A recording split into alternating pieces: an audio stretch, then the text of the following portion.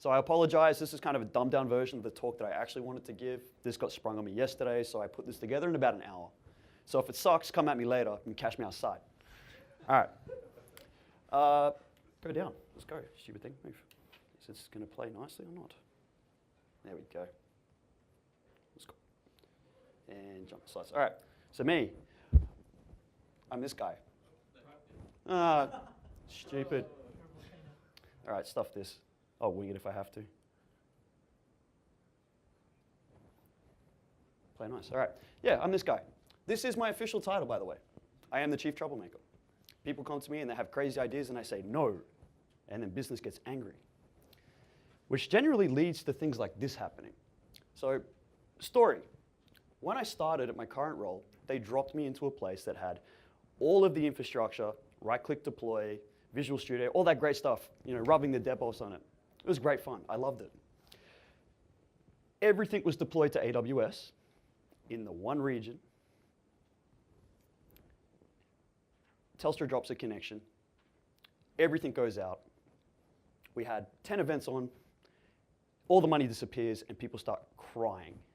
Literally, I had a woman on the phone crying because her event was going to explode because she couldn't do tickets, she couldn't do this, blah, blah, blah. And my ass is on the line. And I'm turned around to the other dev team, the guys that were there before me, and said, hey, what's the disaster recovery plan? Like, how do we get our infrastructure back up? They went, oh, like you go into AWS and you get a new VM, and then you take the deployment package over here, you RDP in, copy paste that sucker, change the configuration, all the lovely stories. Like, it is the worst case scenario that you could ever bloody have.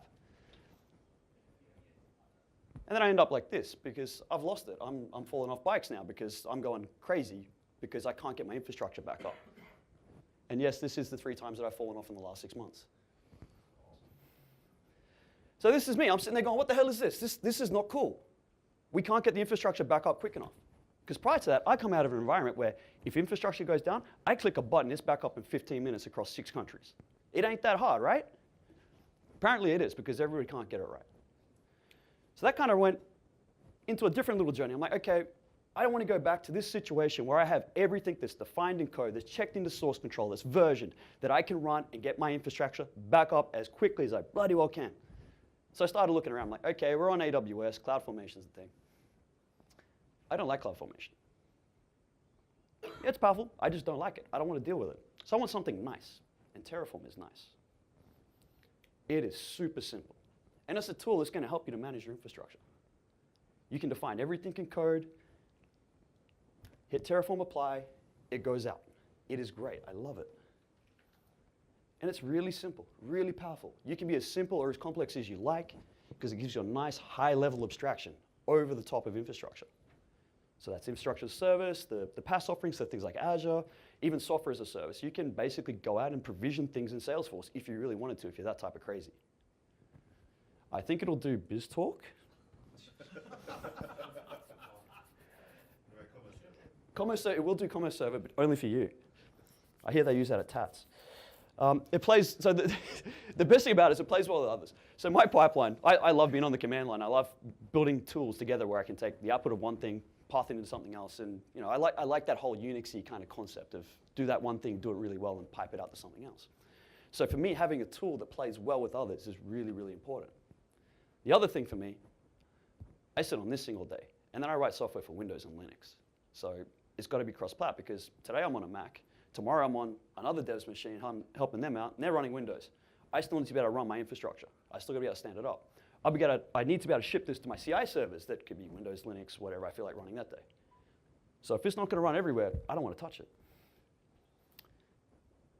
So this is kind of where we get to. We get to the command line.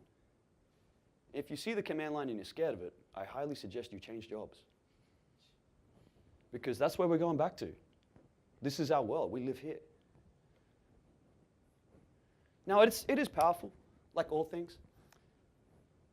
As it is a powerful tool, you need to treat it with respect. You've got to treat it the right way. Because if you do something crazy, it's not an excuse to shoot yourself in the foot, right? I grew up in the States where people held, we've got guns. You can own a gun, that's cool. You got a responsibility. You shoot yourself in the foot, you're an idiot. It's the same with the tooling, right? Treat the tooling with respect, it'll help you out. If you act stupid with it, it might cost a few toes. Now, for me, again, I love the simplicity of things. So the mantra that I take into everything I do is keep it simple, because I deal with complex, nasty solutions all the time, and I hate it, and I love simplicity. So the more simple things can be, the better for me, personally. So anyway, that's enough me yapping on. Let's actually dive into this stuff. Now, I do apologize up front. As I said, I kind of put this all together in the space of an hour. I've done a version of this talk previously in Brisbane, where I basically step through all these different little things. So what we're basically going to do is I will step you through standing up and provisioning some very simple services. Now, Terraform has a nice little DSL. Again, it's JSON-like. So you can treat it like it's a programming language, essentially. And it has really 3 main constructs that you need to worry about. We have providers, and providers are things that allow you to talk to an infrastructure provider. Essentially, AWS, Azure, Google Cloud, pick your poison. There's, 68 of them at the moment that are published, that are known, and you can write your own. That's the other thing. So for me, one of the environments that I have to deal with, because I work in an events company, is ESXi hypervisors, right? We put them on a little Intel NUC and we ship them out. Sometimes I actually have to stand up VMs and put stuff on that. Well, I can use the same tools that I use to provision my production infrastructure in the cloud to provision my boxes that I'm going to send out to the shows. It is really, really powerful, which allows me to do some cool things. So that first construct that we really care about is that provider. The second construct, which is important, are variables. Because you have different configurations, right? You have different places you're going to. Production might have a set of variables. Staging might have a set of variables. But it basically allows you to take that same set of infrastructure, that same definition of your infrastructure, throw a different set of variables at it, get a different environment. Super, super powerful. I use it every single day in my CI/CD pipeline. The other thing that we then care about is this concept of resources. So within a provider, you have multiple types of resources. So in this case, we're talking about standing up a VM from an AMI in AWS. So I've got to tell it what I need. So I'm asking for an instance, right? It's an EC2 instance, so I want an AWS instance. I'm going to give it a name. It's going to be WordPress because WordPress is easy to stand up. I guarantee I stand it up, it'll be compromised in about 5 minutes. That's all right, I'll kill it. And then I'm going to tell it the size. So for me, in this scenario, we want a nice little small box. It's not going to cost us anything. I'll just stand it up. That's basically what we're going to do. Stand up an EC2 instance from an AMI, and we're off to the races. Now, the other construct that I care about, because of the way that I provision my pipelines and put my stuff together, is getting outputs from this tool. Because again, it plays nice with others. So I'm going to stand up a bunch of infrastructure, and then I may need some information about that infrastructure to pass to another service. Maybe monitoring, or maybe I need to send things out to another DNS provider or something else where I can't do it with Terraform. I'll shell that out, and then I'll throw a bash script or something at it, go do some other cool stuff. So we're basically going to get an output from this. So when I run this script, it'll tell me where it stopped with the DNS entry. So EC2 instance, it'll take 5 minutes to come up. We can then go straight, hit that DNS entry, get access to it. So actually, let's take a look and see how this works out. If it wants to play nice for me, it's already there.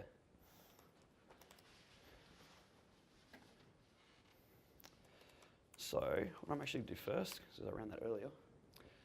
So while that runs, I'll just jump back over. So just to recap very quickly. Construct that I care about, we got the provider. The other construct that I care about in this case is the region, so a variable, because I want it to go into Sydney. I don't want to send it to Singapore.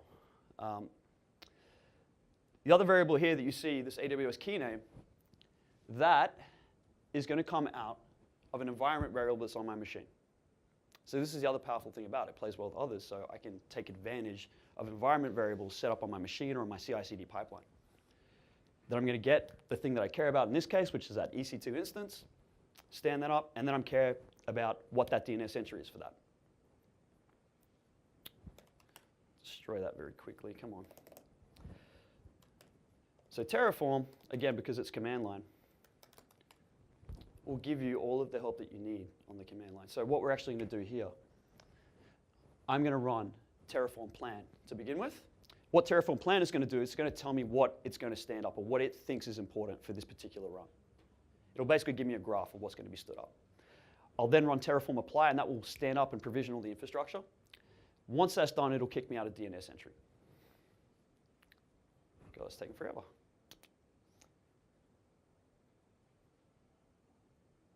That's why live demos are always hard. And mine always explode. That's the fun part. Ay, ay, ay. All right, stop it. So this is what I'm going to do. Terraform plan. Actually, we'll get this at the top of the screen for you. So at the moment, because I've got stuff running in the background, it's telling me everything is bad, everything is wrong. That's cool.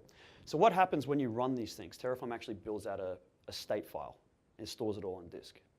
I'm running Terraform locally, so the state file is local to my machine. When you run this in a real environment, you have basically a backend provider. So you might shell all of your, or store all of your Terraform state in, say, S3. Is that done? Woohoo! All right. So, I'm going to ask Terraform what it thinks it wants to do. So what it's going to do is actually go out to EC2, to AWS. It's connecting to my account, and it's going, well, for my stuff, what am I going to do? You know, do I need to stand something up? Do I need to create something? In this case, yes. It gives me a nice little green plus. It says, I'm going to create an AWS instance for me. It knows what AMI is going to give, because that's the information I gave it. Everything else, it'll work out for me. It picked up the key, because this is the key that I have on my machine, this loop staging. This will go into my staging environment. So I'll now stand that up. Terraform, apply. So what it'll do is it'll go out again and stand up the instance for me. Now, normally, depending on the size of the instances, some of these things take 30 seconds, some of them take 20 minutes. It just kind of depends on what you're dealing with. Generally, I don't run this off my machine. I normally run it out of Jenkins. And I keep all of these types of configurations and these infrastructure pieces close to the application. So I'll have a set of applications that I need to deploy. My infrastructure code is with my application code. So this is run, it's created the new resource for me, and it's spat out the DNS entry where this thing is at. So given that this is a tiny EC2 instance, it'll probably take, it's a Linux box, it'll take 5 minutes to spin up. If I then go and hit that, we'll get a Bitnami WordPress, hello world type deal. Now, again, the nice thing about this stuff is that it's simple. Like that, for that infrastructure, all I've told it in a single file is, I want to talk to AWS. I want to stand up an EC2 instance in a region. That's simple, right? You can keep all of those files in line with everything else. It's not too bad. But that's kind of like the hello world, right? How many, do people actually deploy hello world applications? Is that part of your core business? Because if it is, let me know. I can help you out. But what about something a little bit more real world? Like, and again, for me, keeping it simple is an important thing. So, you kind of standard real world type scenarios, you start talking about having VPCs and having public and private subnets, and there's databases involved and all that type of stuff. Like it's fairly standard enterprisey type stuff, right?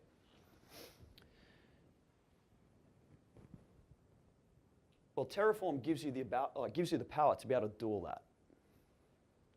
So again, you're still working with the same constructs, you're still working with things like resources and variables.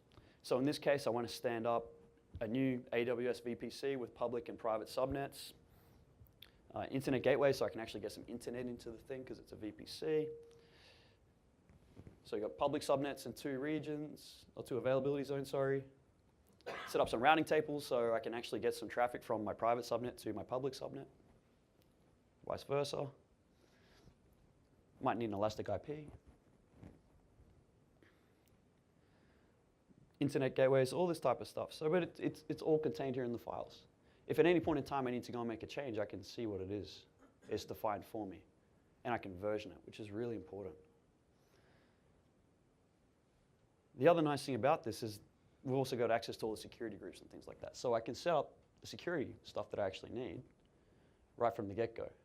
So in a lot of scenarios, you'd be using WinRM or something similar to shell into the box and provision things and run your configuration, essentially, if you're not using the golden image approach. RDP, if you still have to do things like that, I feel bad for you. I'm sorry. Outbound internet access, SQL ports, stuff like that, just been able to connect to things, right? The nice thing about this is, again, if you're in an environment where you have regulation and they come in and go, what are your security groups like? How locked down is this? You hand them the file and go, there it is. It's documented for you. That's it. That is the configuration, and that configuration doesn't change because I run it once. If it needs to change, I destroy it, stand up the new instances. So when we start getting into these real-world scenarios, we start thinking about to separate these things out, how do we chunk them down into small pieces? Because again, for me, keeping it simple is kind of core to my ethos. I want to keep it simple. So I try and keep everything in this situation based kind of on the feature idea. Well, what's the feature I'm dealing with? Well, the feature I'm dealing with is the VPC, so all the VPC information's there. Or the feature I'm dealing with is securities for a private subnet. Well, that's all in a private subnet file. It's just how you want to break that down. So you can take an engineering approach to describing your infrastructure, which makes this stuff really powerful. So private subnet, I've actually got something that I want to stand up, and that's going to be a database. Now, one of the cool things about this DSL is it does have those programming constructs. So we can do things like looking up variable sets and actually looking in things into dictionaries and saying, well, if you're going to go into, say, Sydney versus Singapore, we're going to have a different set of AMIs. Or we're going to have like a different set of things for each of the regions. So what I would tend to do, again, because I have data sovereignty issues for some of the work that I do, we have different setups for our VMs. So there is a different security requirement for my company in Singapore than there is in Australia. And there's a different set of data sovereignty problems that I need to deal with. Now, one of the things that I cheat with in this situation is the actual provisioning of the VM or the configuration management. In this case, I'm just going to punch it in from a PowerShell script when it runs. All the PowerShell script is going to do is basically take a backup and restore it. But again, I've got the ability to do that. So if I need to stand up a copy of my infrastructure, I go Terraform apply, pulls all the backups down, and everything's great, and the world just works, and it takes about half an hour. From start to finish, a full copy of my production environment, done. Now, in this situation, this is, it's kind of like a real-world case, but we're only dealing with one provider. For me, my approach to the cloud is, AWS is really good at infrastructure. Azure's good at PaaS. Google's good at containers. If there's something specific that I need from a provider, I'm not tied into either of them or any of them. If I want to go to DigitalOcean and get something, I can go to DigitalOcean and get it. I will use the best provider for the best services. Terraform gives me the power to do that. But in this case, we're just caring about that one provider, right? I have a public subnet. As I've said, there's a public subnet and a private subnet in this particular scenario. What I tend to do here, set up auto-scaling groups, things like that, because I like horizontal scale. All of that configuration I can do in here. So in this case, I'm setting up an auto-scaling group, telling what the launch configuration looks like. You're going to use one of my AMIs that I've set up. What the scaling policy looks like, because this is a fairly simplistic view of the world. So scale up alerts, all those types of things. So none of this stuff is really all that untoward. But again, I can define it in the code, which makes it really nice for me. Set up my load balancers, same deal again. In this case, I'm being lazy and I'm terminating SSL at the load balancer and then flicking stuff back to the virtual machines because it's a demo. Please don't do this in the real world, I will hurt you. Same deal again with the security groups, whatnot. Now, the other thing that I've got in here is this concept of a Terraform vars file. Now, these particular things that get defined in a TF vars file are things that you can pass in on the command line or can be read out of environment variables. So in this case, I want to have a VPC IP range that's 10.1 through 16. I'm going to get some stuff from Octopus Deploy, so it needs to know what my Octopus Deploy IP address is so I can punch the right holes and where I'm going to set up the database. Nothing too crazy. And then again, I've got a whole bunch of availability zones and variables and other bits and pieces. Now, there is a bunch of really nice helper features in Terraform, and they're generally they're provider dependent. So in this case, they've got this thing called a data construct. The data construct allows you to get a list of information about providers. So in this case, I want to know what availability zones are available within my region, because Anybody that deals with AWS, as you know, different regions have different numbers of availability zones. So in some cases you've got 2, some cases you've got 4. Australia, we've got 3, whatever it is at the moment. But I don't need to know that information off the top of my head. I can let Terraform handle that for me. It's just some basic information about what I'm doing with my AMIs, which ones I want to use, the VPC ranges, keys. The other thing I like to do with Terraform, and this is part of the way that I like to work, when we run our CI/CD pipeline, we stand up all the infrastructure, we get the DNS entries back out of where those instances were stood up and what they are. We then go and set up our routing through Route 53. So what we can actually do is take our routes, or take our zone definition, the zone files, and we can actually do some really cool split load toasting. So, okay, I just stood up a new set of features, it's gone to a brand new set of infrastructure, I want to send 20% of the traffic there. So a lot of people generally would do something like have a feature flag or something in their application. I take it above that level because I don't want to have the application dealing with that. I just want to split some of the traffic off. So I can do that by setting up things in Terraform. So one of the things I do is I pass in the zone IDs. So I can actually then go and work against other pieces of infrastructure in EC2 that aren't being managed by Terraform. So everything that I'm going to create when I do Terraform apply here is going to stand up brand new instances of things. But I already have some existing infrastructure that I want to play with. So I'm going to make some modifications to that. And Terraform will handle it quite nicely. So let's take a look-see. So again, in this case, I want to see what Terraform's going to give me. So this particular set of stuff will go out and say, I need to stand up a whole bunch of things. So as I was saying, it's checking for the availability zone. So it's going out to EC2 and saying what's there. And in this case, it's telling me it's actually going to stand up 18 different little bits of kit. So anybody that's had to stand up things by hand in EC2 knows that it can get pretty complicated pretty quickly when you start talking about VPCs and things like that. It's very time consuming. What it took for me to actually write out these scripts for the first time I did all this was about 40 minutes. And I haven't had to change them too much. Like this is, again, a scaled down version of what I use day in, day out, but it's pretty much the same. So we're going to stand up a bunch of things, right? Actually, we've got one other thing we can have a quick look at. Oh, don't worry about it. We'll do it later. So this will actually go out now and stand up all that infrastructure for me. In VS Code, you had a couple of PS1 files, PowerShell scripts, but you said you run it sort of on the Mac, etc. So do you just have PowerShell Mac installed? So what happens with these PowerShell files? They're actually getting serialized. Or what Terraform will do, Terraform will read that information out of them. It'll actually read the PowerShell out and put it into, where are we? Oh, piped into the user data. Okay, so this gets into this whole realm of provisioners. Again, in this situation, I'm being quite lazy. So I'm basically just telling the box, it gets the AMI, stands it up, and we're throwing some configuration information into the user data.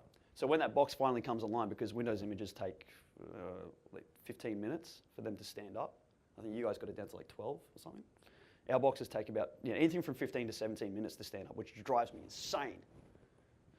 But part of the reasons they come online, and then we need to run some additional configuration against it, like setting up octopus tentacles and things like that so I can deploy applications to them. We do all that within the bootstrapping step. So here we go. So just a word of warning. If you ever see this particular person in any of your demos, do not put keys in them because he will compromise your system. He's done it multiple times, never to me. So this is actually, if you tried to, or if you do some basic Googling, if you use Octopus deploy, you'll pretty much find this script on the internet. This is kind of a standard way of just installing the tentacles. So what that script does, it gets read out, put into the user data. When the machine comes up online, I go out, install the tentacle, talk to Octopus and say, hey, give me all the things that I need for this box. So again, this is kind of like the poor man's configuration management. If you have Chef or something like that, cool. I just don't have the time or the energy to set up more infrastructure, to manage infrastructure. So installing tentacles, that type of stuff, it does the basic stuff that I need it to do. So in this case, it stood up 18 resources. If we go take a look at AWS, just to show that I'm not a complete nut.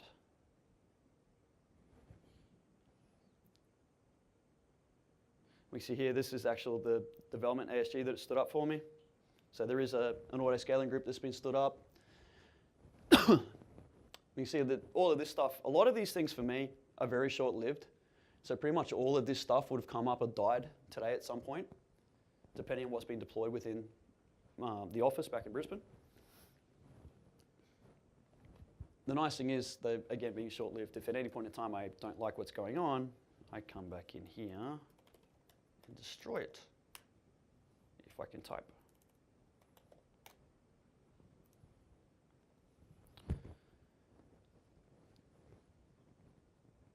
Really, really powerful kit for this type of stuff.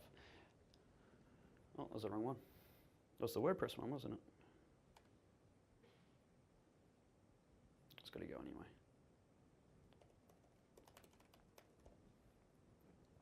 Before we do that, now, what I haven't really covered actually, and this is a thing that we should talk about. The thing that really does make this quite nice is the ability to ship things between instances. And when I say that, we're talking about actually taking some information about an EC2 instance or a resource that's topical to another resource and providing that information back and forward. So what we can do with, where's the private one? What we can do with things like this. So I want to stand up an EC2 instance. Now, this instance has some information or some properties, some metadata that's actually really important to me. I could use that EC2 instance's metadata. Where are we? Private DB.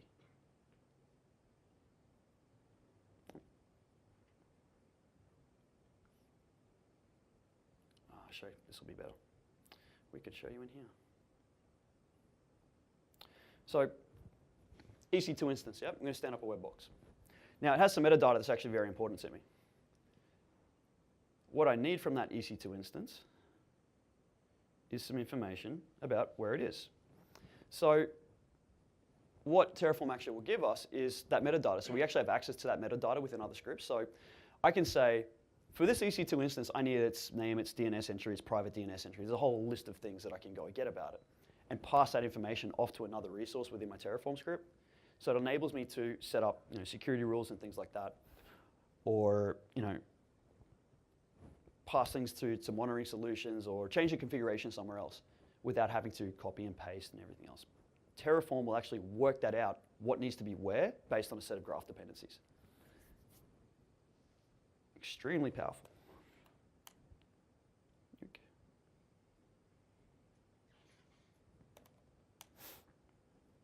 Now,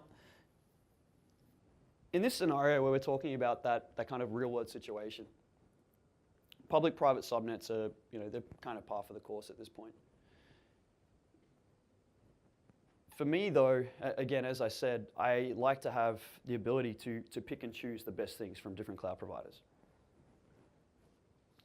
So one of the things I really care about is, who's got, say, a better database solution? Well, unfortunately, I have to run SQL Server some things. It's stuff that I've inherited. SQL Azure is pretty good. It's actually quite cost-effective for what it is.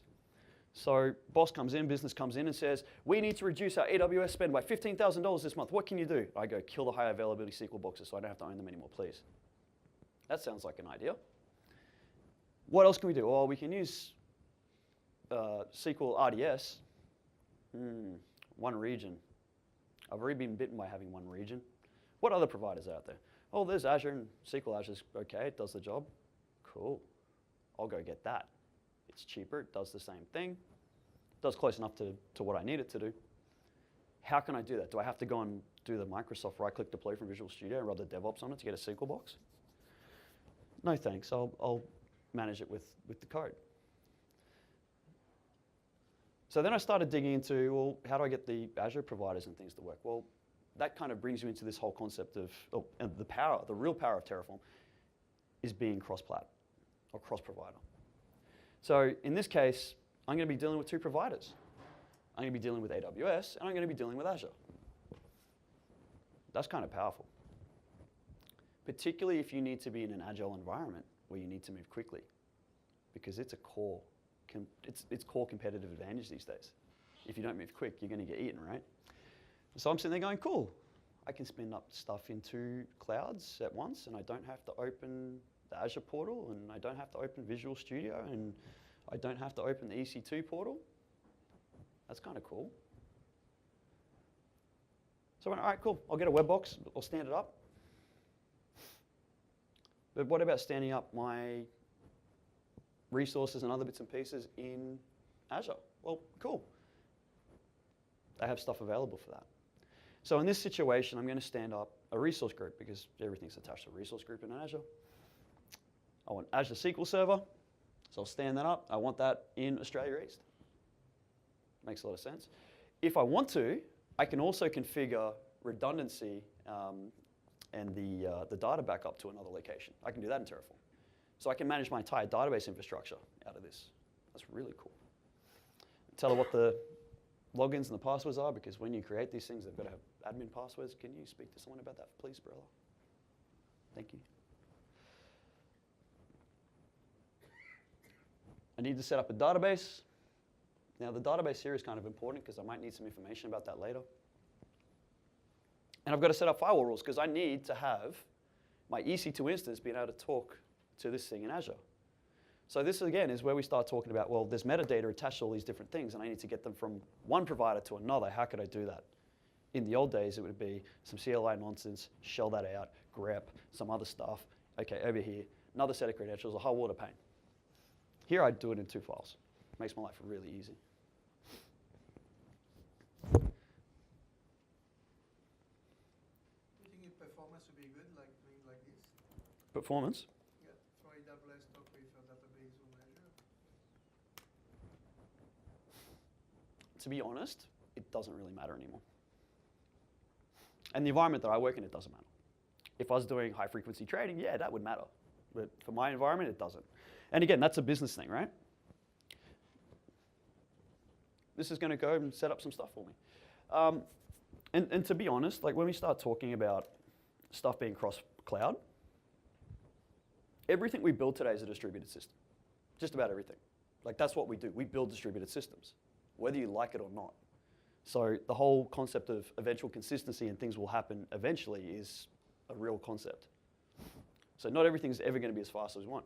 But then again, we've got companies that service Australia that set up all their infrastructure in US West, which even at the best possible speed is going to be terrible.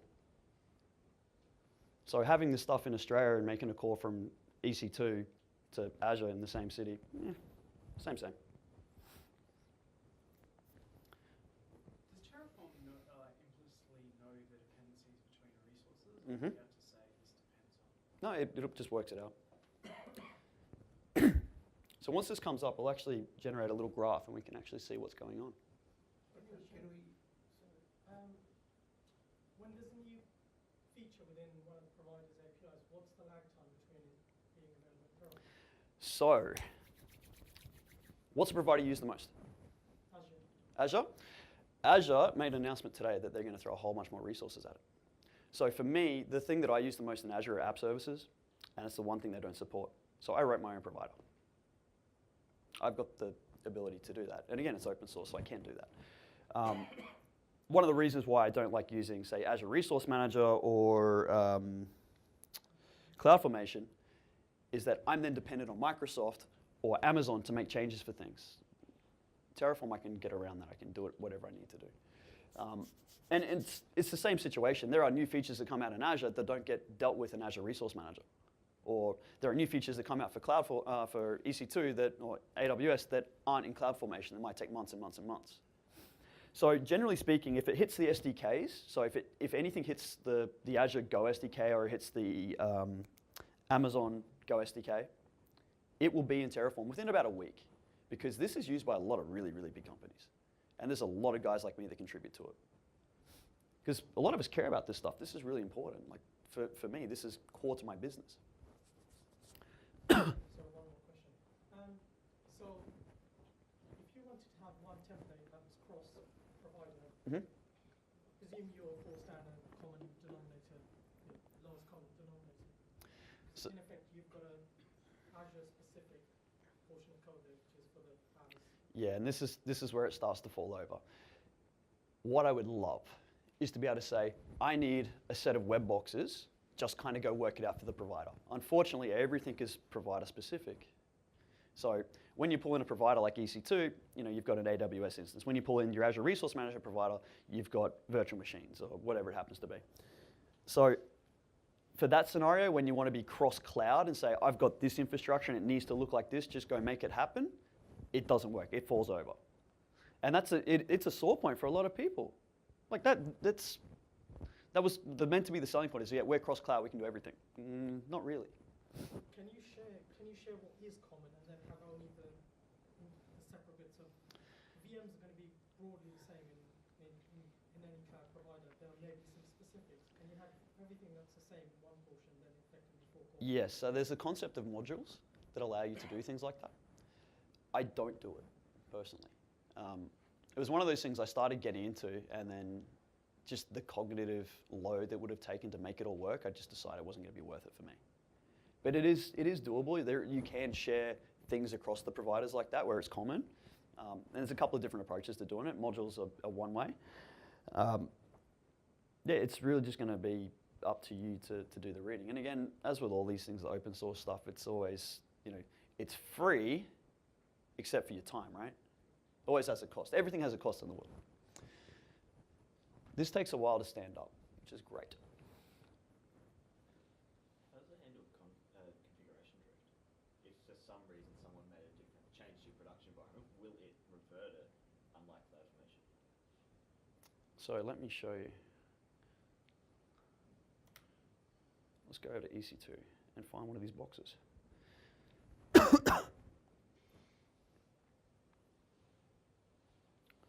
What has been stood up?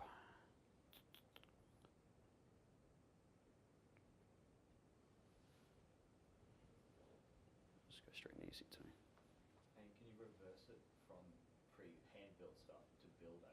Yes, yes you can. When I started doing this, you couldn't, but you can now.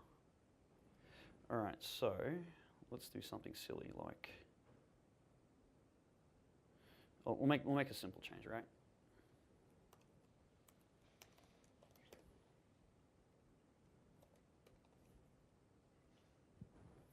All right, so I've made a configuration change. It's not a big one, but it's a configuration change nonetheless. Where are we? Still going. Azure takes forever. This is one of the downsides to these things too. Once you start standing up some of these PaaS solutions, like the SQL Azure stuff, it takes a while to come up. It probably is. There was a great demonstration actually earlier in this room of a young lady who has robots that click things. You do next time do it on the southeast. Australia East is busier than the other regions. Yeah. Generally speaking, I'm across, at least for us, Australia Southeast and Australia East, we deploy to both for production workloads. And as soon as those other regions come online, we'll be deploying to those as well. But yeah, what Terraform will do once this is still going.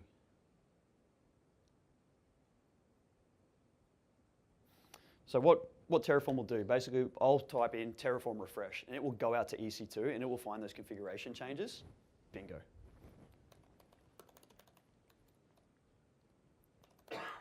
So Terraform will actually go out and it will refresh the state of what it's saving internally. So if I then change something or if I type Terraform plan, it'll go out and say, well, the configuration is not the same.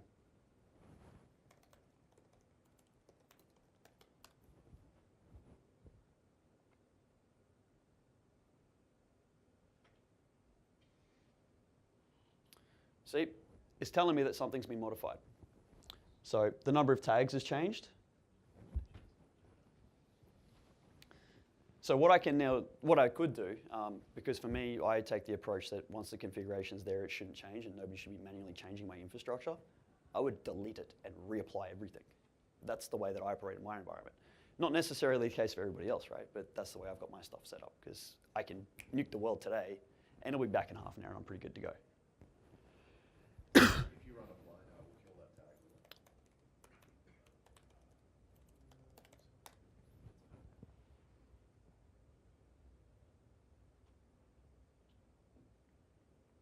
So we're going to go from being 5 tags down to 4, and YOLO's going to disappear. Because somebody changed the configuration, and that configuration is not documented in my Terraform files. So we're going from having those 5 tags back down to the 4, as per the configuration that's in the file. So refresh updates the state that your Terraform config. Correct. So there is another nice little tool in here. State is stored in either your local or Amazon or like an S3. Yeah.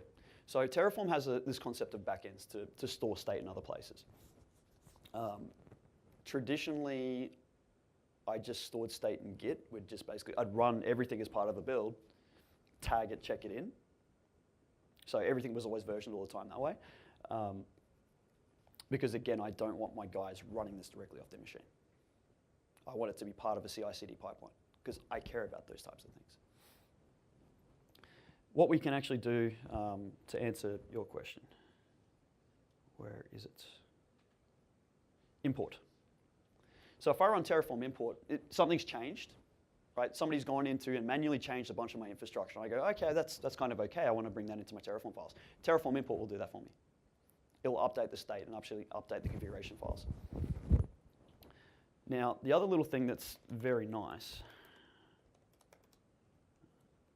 we're going to pipe this into PNG. Can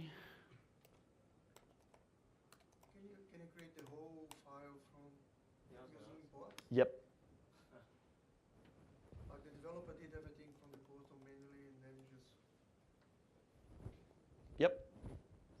So this actually gives me a dependency graph of what was going on with needing to stand stuff up. So I'm basically asking for, where are we? So we have the provider that gives me access to all of the Azure resource stuff.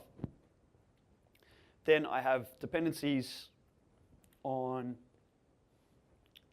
the, sorry, just give me a second.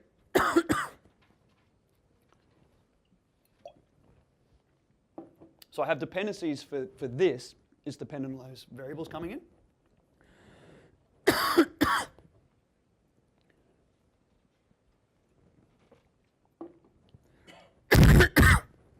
Oh, crap.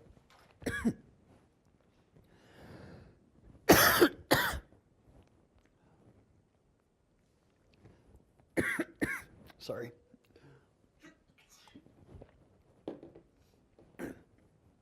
So having the dependency graph is actually really important. Oh, dying. Yeah. Down in front. This always happens when I give talks. I always die. So having that dependency graph is very important for me, because it allows me to see across the board what's happening, what actually takes dependencies when these things get built out. And if your command line foo is good, you can actually produce some very, very pretty graphs. Mine is terrible today. What's the difference between Sorry. there you had provider in 2 spots? There's like provider.amazon and provider.amazon. So it's in the circle at the top and in a trapezoid or whatever it is down the bottom. It's closed in connection to the provider. Right. Okay. So all of this type of stuff, you can actually look into the source code for this and see how it all gets built out. But it is very powerful. I've actually had to use this before for PCI compliance. One of our customers came in and said, look, we need to audit your entire infrastructure. Do you have a diagram? And I went, sure, here it is. And they looked at it and went, what is this? I went, that's the dependency graph of everything in my environment. This is where it all is. This is what it's set up with. Oh, and here's the configuration for it. Am I compliant or not? They went. What's the situation with failures? So Yeah, so when stuff falls over. Let's go break something, hey? either during provisioning or while The failure story is terrible. that's okay, because nothing ever goes wrong in the cloud. So. Yeah, it's terrible. So, and again, this is part of the reason why I run it as part of a CI/CD pipeline. Because what can happen, as with all of the things, and this happened to me earlier today when I was trying to make sure all these would run properly.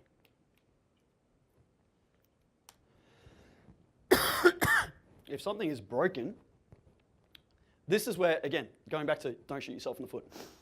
If something breaks in here, half the stuff will get stood up. And then it'll break. It doesn't clean up. That's up to you. So the minute something happens bad, and again, part of my CI/CD pipeline, run, error, crap, Terraform destroy, everything, all of it now, please, quickly. Because what happens is, multiple builds, multiple features getting pushed out the door, multiple copies of my infrastructure, all half built. And then we're going, we need to actually run some tests against this stuff and then start running some traffic to it, and it's all half built, nothing works. Crap. So,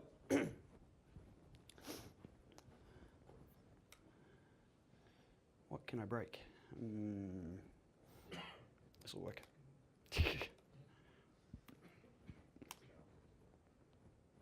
That'll break it.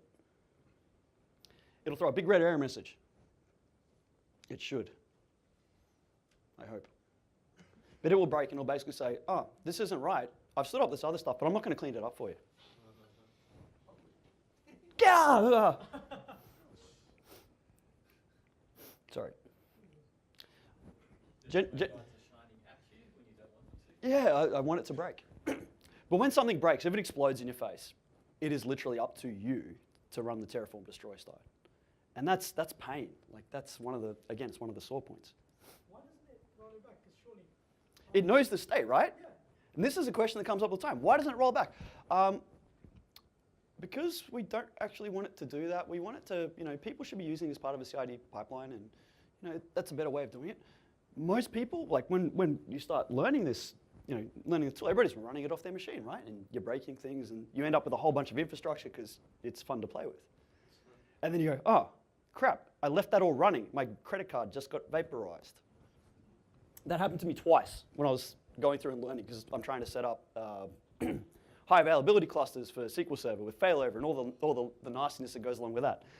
And I stood up 5 very large boxes, the very, very expensive ones with the database at the end of them, with the SQL licenses and all the other nasty stuff, and it cost me $30,000 because I messed it up. So I learned very quickly. Don't shoot yourself in the foot, right? That's what I'm saying. Treat the tool with respect, because if you don't, you might lose some toes. Is there a rollback command to previous state? Destroy. It's Destroy. Roll it back. Destroy. If you wanted to roll back to previous state, what I do is I just go back to Git. But there may actually be something. They may have changed this. And a lot of this stuff, like it changes quite often. The commands that I generally use, again, I'm with apply and destroy, and that's pretty much it. I don't use too much else. That's the workflow that I like. But again, this is becoming more and more powerful. So workspaces are something that are brand new that I still haven't used. I haven't had the need for them. But they keep changing this stuff. And it is something that HashiCorp themselves actively use. It was built specifically to solve the infrastructure management problem that they had when they were building Vault. Yep. How do you do rolling deployments? Like, how do you maintain uptime while you're deploying in production? So your definition of production is probably a little bit different to mine then. My production is just wherever the DNS is pointing. Right. Okay, so once it's up, then you report it Yeah. Okay. So, and again, if everything comes up, it's all coming online, everything's okay, we can throw some tests at it, and cool, it looks good, got the DNS. Whereas, and again, I specifically built the infrastructure that way because after having AWS fall down and my butt being very sore for about a week afterwards, I made sure that if something's going to explode, I need to just be able to throw it all up quickly. So is there like a health check after an apply that makes sure everything's ready? Yep. And is that, you wrote that yourself? Sorry? You wrote that yourself? Yep. Do you provide that to Terraform somehow? No, because that's part of my CI/CD pipeline. So I like to do very crazy things with all this type of stuff. So So, quick question. Yep. Does the template language have conditional statements? no. So it's again, it's a DSL, but it has programming-like constructs, but not really conditionals. What you do get, actually, we'll just go.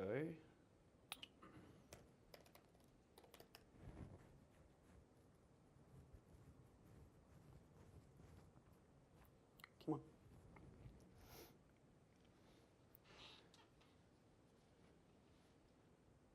Not commands was the.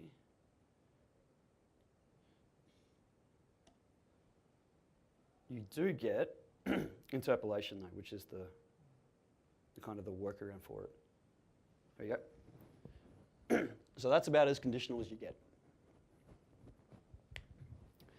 What I tend to do though, for me, conditional is more a case of which environment it's going to. So it's more a configuration, a group of configuration settings.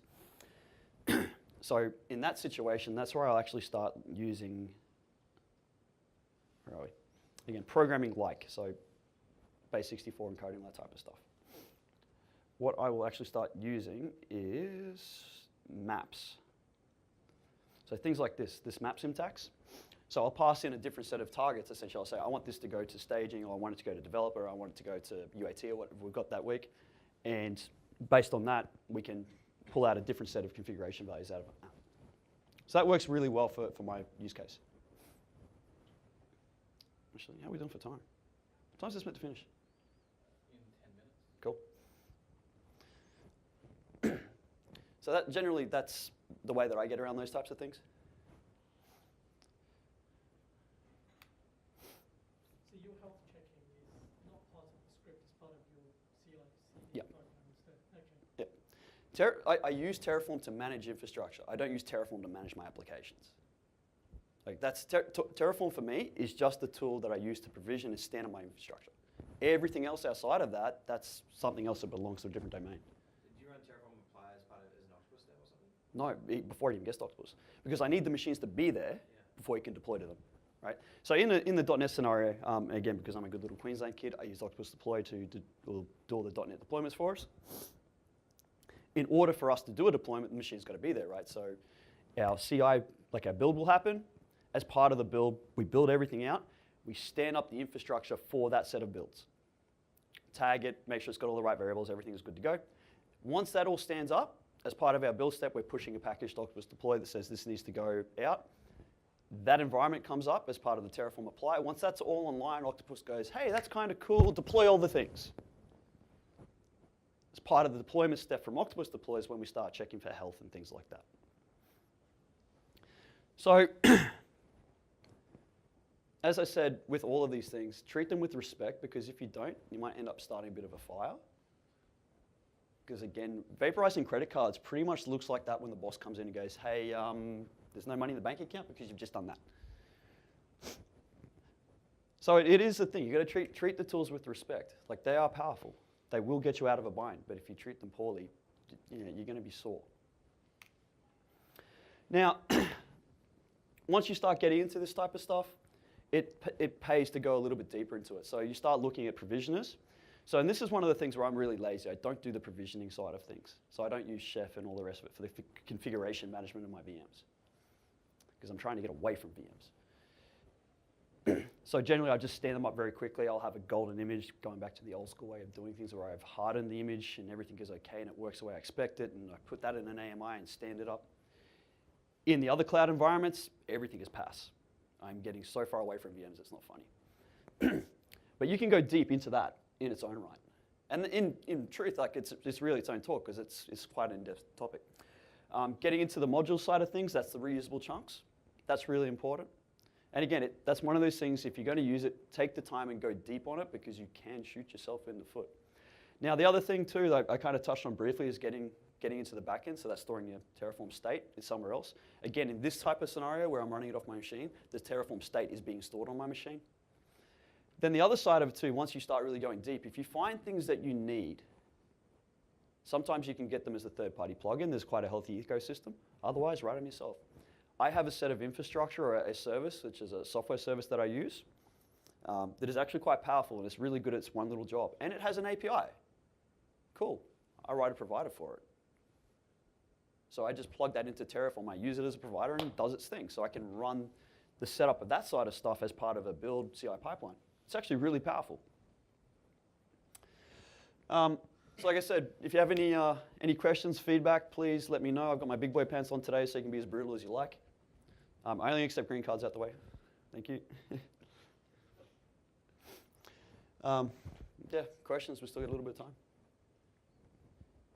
So in the time since I first looked at Terraform and you demoed it earlier, between now and then, has anything sprung up that's kind of a viable competition for Terraform, or is it still kind of dominating the... There's a few, but because I invested the time in Terraform already, I'm not going to bother jumping. I'm trying to think of the name of it. There is another one it's very similar, and it kind of takes the same approach to things. But the syntax for it, I looked at and I didn't particularly like it, so I kind of pushed it to the back of my head and I've never looked at it again. But there are other scenarios where it's basically an online point-and-click type cloud solution, which is a bit... Is everything's running the worst way you've found yourself? Like, what have there been any other things going on? Oh, yes. Okay, so, yes. The nastiest thing that I ever did, this is one of these, it's 2 a.m. in the morning, everything's on fire, we need all the infrastructures back up, please make it happen. And I left all the security side of things out. And that turned into a very, very expensive day because those boxes got compromised. Because this is the thing, right? When you spin up a Windows box, it's an attack vector. And those set of AMIs, because I was still using the default ones, because I was going through a stage where I was looking at provisioning. So we're going to go, okay, PowerShell DSE or Chef or something like that. So we're using the base images that were available from Amazon at the time, and I wasn't really thinking about it because it would be a long week. And I forgot the security side. Box got compromised. Luckily, it didn't have anything that was, there wasn't anything sensitive on it. And the services that were compromised they weren't mission critical services, but the box still got compromised. That's still a world of pain. The minute you get anything compromised, it doesn't matter. Luckily enough, because I'd taken this approach where everything's in its own little contained VPC, they can't get access to the other services and things like that. It wasn't too bad. I just pulled it all down. I went, crap, that is a really stupid thing to do. Start again. So you showed the example where you compared the running infrastructure against the Terraform one and found a difference. Yep. Can that be scheduled, alerted against? Yeah, plays well with others. So if you have an alerting system that you need to plug into, just Terraform plan, Terraform plan, Terraform plan. This has changed, this has changed, this has changed. Fire up your alerts. And again, from the compliance standpoint, that's really powerful. Really, really powerful. I have worked in environments where that is a real concern because compliance comes through every 3 months and they're going, hey, is the configuration changed? It's not documented. That's your ass. Run it every day if you have to. Just plug it into a monitoring system or an alerting system.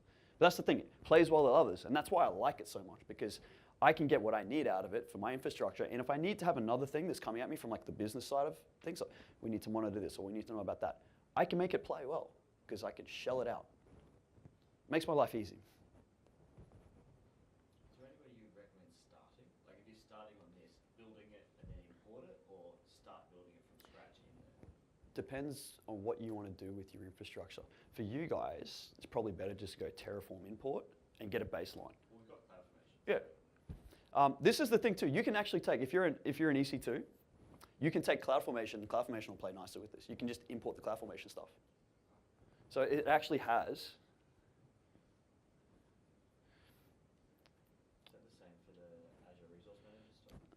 The Azure Resource Manager stuff's lagging behind a bit.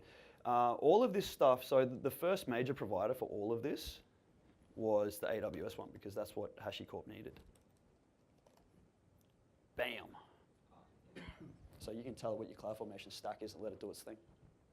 So this is the nice thing about it too. You don't have to go whole hog. If you're stuck in an environment where you've got a lot of CloudFormation pieces or you're something similar, take a look at the providers. You'll probably find there's a way around it, and you can start piecemealing. Again, simplicity is great. Can this be used for on-prem solutions like your VMware, your Hyper-V? I use it for that too. So one of the other problems that I have, because not everything for me is in the cloud. Again, events company, we go on site, stuff like this. We'll have a whole bunch of devices that need to talk to a server. And because of the latency issues, because we're talking over Wi-Fi networks in a big venue with 50,000 people, connectivity becomes an issue very quickly when you get that many people in the same room. We started shipping little Intel NUCs, just spec them out, put them everything in the box. They're easy to move around, they're powerful enough. They have ESXi hypervisors on them. I can manage that with Terraform because again, I go back to the provider side of things.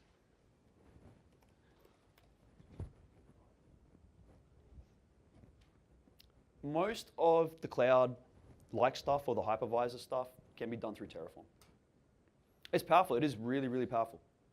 And again, there are solutions for a lot of problems, a lot of the common problems. If you Google very quickly, you'll find that somebody's already got a Terraform script that handles that common problem that you can learn from and then adapt. Have you run into anything where the variables don't necessarily map between the different types? Like I know in CloudFormation, some of the variables that they output are the wrong type to go into the other place you need to do it. You've got to transform it or manipulate it in some way. Yes, sometimes, and that's an EC2 thing. Oh, it's an Amazon thing more than anything. But it has the ability to... Yeah, you can deal with it. So for all of these things, everything that you deal with has attributes that can be referenced. So attributes are things that you can actually get back out again. So this is where you start actually passing information around about the stuff that you're working with. So take a look at the providers. They all have things like this where you can actually pull information out. Very, very powerful.